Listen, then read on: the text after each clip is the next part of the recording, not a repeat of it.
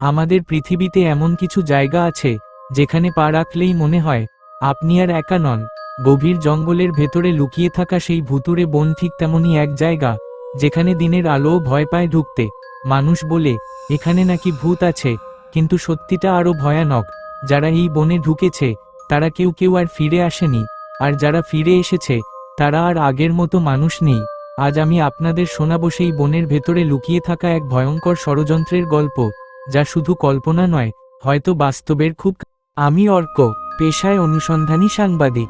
অতিপ্রাকৃত বিষয়ে বিশ্বাস না করলেও রহস্য আমাকে টানে অদ্ভুতভাবে। একদিন ডাকঘরে একটি পুরনো ধুলো মাখা খাম এসে পৌঁছায়। কোনো প্রেরকের নাম নেই, ভেতরে শুধু একটি কাগজ। ভুতুড়ে বনে যা ঘটে তা ভূত নয়, ষড়যন্ত্র।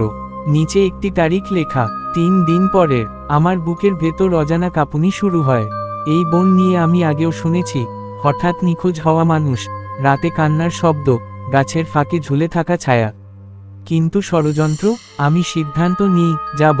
বনের ধারে ছোট একটি গ্রাম, কাঞ্চনপুর। এখানে পৌঁছাতেই মনে হলো সময় যেন এখানে চলতে ভুলে গেছে। মানুষ কম কথা বলে, চোখে আতঙ্ক, মুখে চেপে রাখা কোনো গোপন কথা। এক বৃদ্ধের সাথে কথা বলি। আমি জিজ্ঞেস করি, এই বনে আসলে কি আছে? সে ফিসফিস করে বলে, বনটা খায় শুধু শরীর না, স্মৃতিও। আমি হাসতে চেয়েও পারি। রাতে আমি গ্রামের শেষ প্রান্তে একটি পুরনো ঘরে থাকি। মাঝরাতে হঠাৎ ঘুম ভেঙে যায়।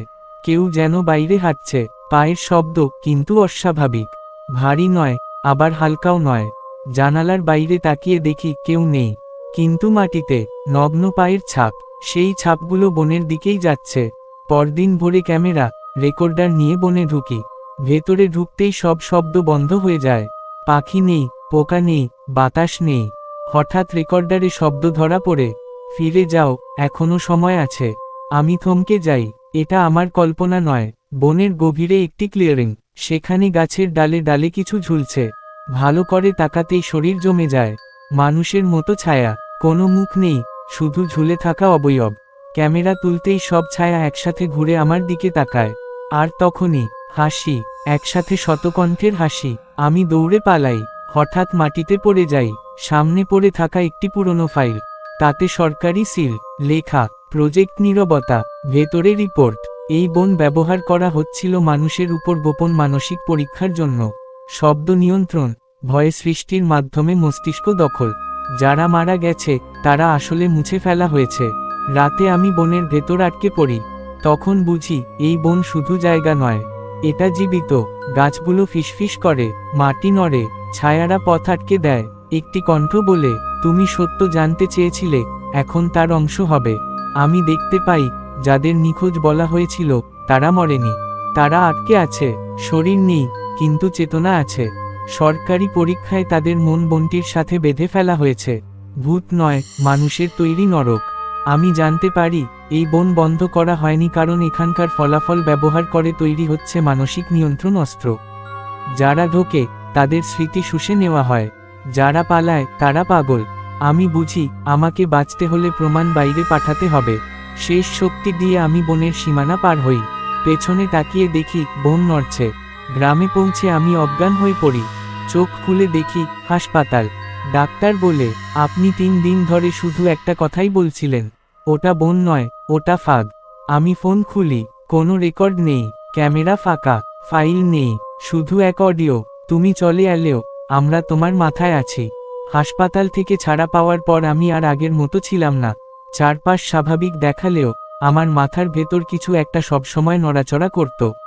ঘুমালেই একই স্বপ্ন, একটা গাছ যার শিকড় মাটির নিচে নয়, মানুষের মাথার খুলির ভেতরে ঢুকে গেছে। আমি ডাক্তারকে বলেছিলাম, সে শুধু বলেছিল ট্রমার সাইড এফেক্ট, কিন্তু আমি জানতাম এটা স্মৃতি নয়, এটা সংযোগ। হঠাৎ মোবাইল নিজে থেকেই চালু হয়ে যায়। স্ক্রিন কালো, কিন্তু অডিও বাজতে থাকে, তুমি ভাবছো বেরিয়ে এসেছো? আমার শ্বাস বন্ধ হয়ে আসে। তারপর আরেকটা কণ্ঠ, যেন একসাথে অনেক মানুষ কথা বলছে, আমরা তোমার ভেতর আছি অর্ক। মোবাইল ছুঁড়ে ফেলি, তবু শব্দ থামে না। শব্দটা এবার আমার মাথার ভেতর। পরদিন আমি পুরনো নোট ঘাঁটতে থাকি। হঠাৎ ডেস্কের নিচে পড়ে থাকা একটা পেনড্রাইভ চোখে পড়ে। আমি নিশ্চিত এটা আমার ছিল না। পেনড্রাইভ ঢুকাতেই স্ক্রিনে ভেসে ওঠে ভিডিও ফাইল। একজন বিজ্ঞানী ক্যামেরার দিকে তাকিয়ে বলছে, আমরা ভেবেছিলাম বনকে নিয়ন্ত্রণ করছি, কিন্তু বন আমাদের ব্যবহার করছে। পেছনে দেখা যায় মানুষকে গাছে বেঁধে রাখা, তাদের চোখ খোলা, মুখ থেকে শুধু একটাই শব্দ, শুনতে পাচ্ছি। এরপর থেকেই অদ্ভুত ঘটনা শুরু হয়। শহরের পার্কে রাতের বেলা গাছের নিচে মানুষ দাঁড়িয়ে থাকে, চুপচাপ, নড়ে না, কারো দিকে তাকালে তারা একসাথে বলে, এটা শুধু বন ছিল না। খবরে আসে একই রাতে 12 জন নিখোঁজ। সবাই শেষবার দেখা গেছে গাছের পাশে। আমি খুঁজে বের করি আরও 3 জনকে, যারা নাকি আগে ভুতুড়ে বন থেকে ফিরেছিল।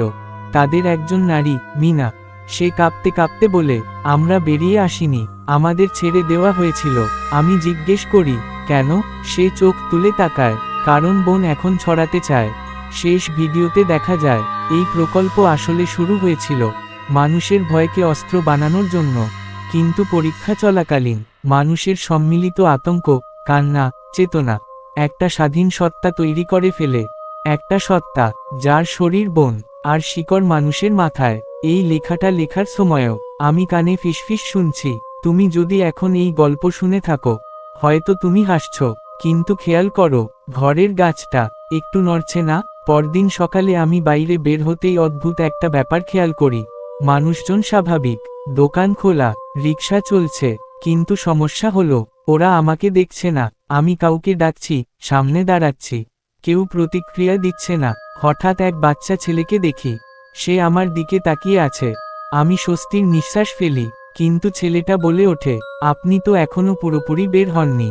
তারপর সে হেঁটে চলে যায়, পেছনে তাকিয়েও দেখে না। বাসায় ফিরে বাথরুমে ঢুকে আয়নার সামনে দাঁড়াই। প্রথমে সব স্বাভাবিক, তারপর ধীরে ধীরে আয়নায় আমার পেছনে একটা গাছের ছায়া দেখা যায়। আমি ঘুরে তাকাই, কিছু নেই। আয়নার দিকে তাকাতেই দেখি আমার চোখের ভেতর গাছের ডাল ছড়িয়ে পড়ছে, আর আয়নার ভেতরের আমি ফিসফিস করে বলছে, শিকড় বসতে শুরু করেছে।